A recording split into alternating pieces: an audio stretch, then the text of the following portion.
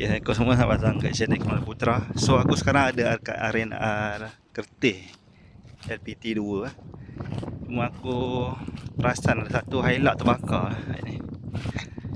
Oh kat ni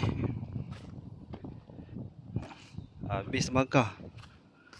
Ni kalau tengok body ni, body Vigo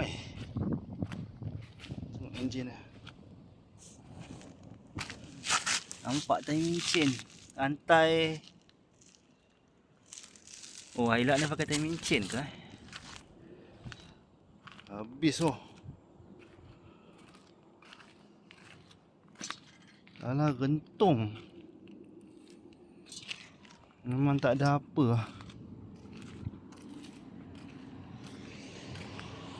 Nombor plate dah tak ada. Highlight GR ni. Adakah model GR? Habis. So tak pasti sebab apa dia terbakar kat sini. Kita tak pasti kejadian apa. Tapi kalau tengok dah, sport rim dia hancur. Oh, highlight ni dia pakai timing chain lah. So ni highlight Vigo lah.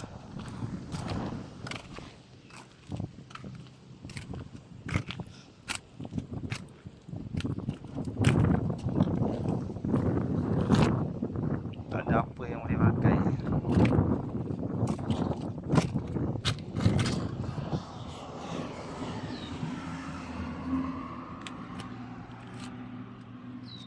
So kita tak pasti kejadian terbakar ni berpunca dari apa. Tak pasti dah sadai ni. Aku tak tahu berapa lama dah ni. Mungkin baru lagi ke.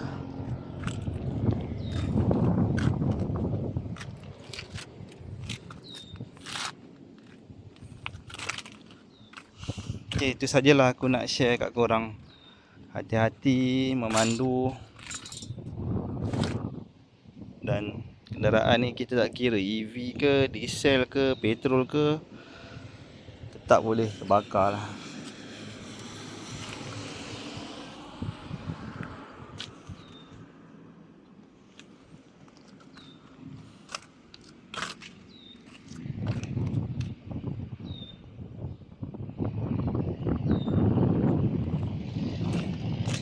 First time aku record macam ni. Mungkin ditarik.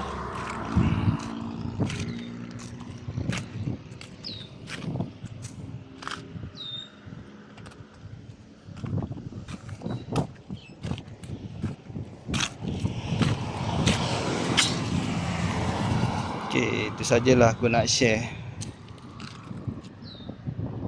video kali ni. Cuma harap rakan-rakan berhati-hatilah. So sekarang berada di tol Kertih lah. Betul dekat keluar tol ni.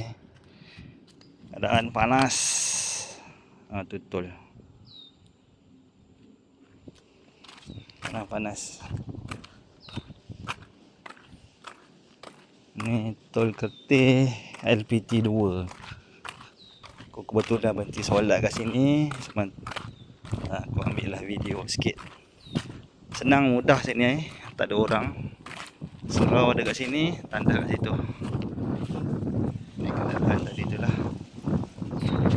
Okay, itu sajalah aku nak share.